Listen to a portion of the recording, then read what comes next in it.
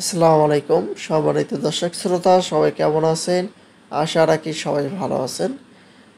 দেখতে পাচ্ছি বলা হয়েছে 50% মহার্ঘ ভাতা ও নবম পে স্কেলের দাবি। এই প্রসঙ্গে দৈনিক ইত্তেফাক পত্রিকায় একটি রিপোর্ট প্রকাশিত হয়েছে 20 জুন 2025। এখানে বিস্তারিত কী বলা হয়েছে মহার্ঘ ভাতা সম্পর্কে আপনাদের মাঝে জানিয়ে দেওয়ার চেষ্টা করব। আশা করি ভিডিওটি মনোযোগ সহকারে শেষ পর্যন্ত দেখবেন।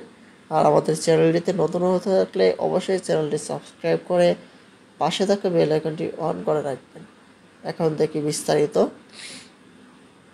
দেখতে পাচ্ছি বলা হয়েছে অনতিবিলম্বে সরকারি চাকরি সংশোধন, অধ্যাদেশ 2025 বাতিল এবং 15% বিশেষ প্রণোদনার যে সুবিধা ভাতা প্রজ্ঞাপন প্রত্যাহারের দাবি জানিয়েছে বাংলাদেশ সচিবালয় কর্মকর্তা কর্মচারী ঐক্য ফোরাম ও বাংলাদেশ সরকারি কর্মচারী দাবি আদায় ঐক্য পরিষদ।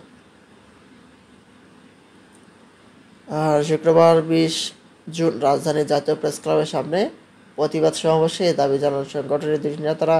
একই সঙ্গে নবম পে স্কেল বাস্তবায়ন সহ আরও 7 দফা দাবি জানান তারা।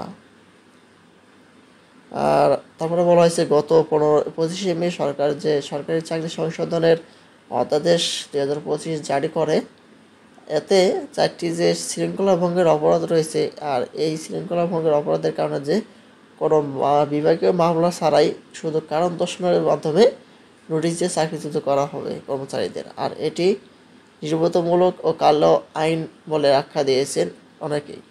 এই জন্য এই অধ্যাদেশ বাতিল করার জন্য আহ্বানও জানানো হয়েছে। এই হচ্ছে মহার্ঘ ভাতা এবং নবম পে স্কেলের সর্বশেষ আপডেট।